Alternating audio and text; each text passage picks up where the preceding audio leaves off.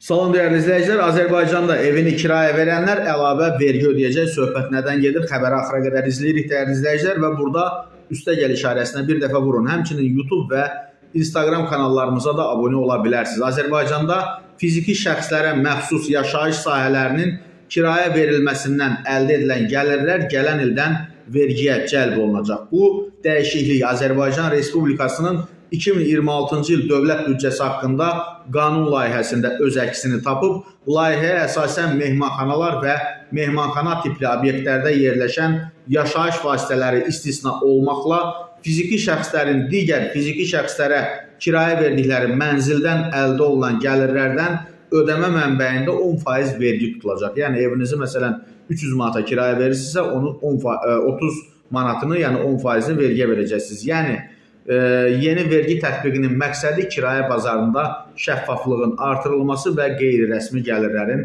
legallaşdırılmasıdır. Necə deyirlər, qayğımıza qalırlar.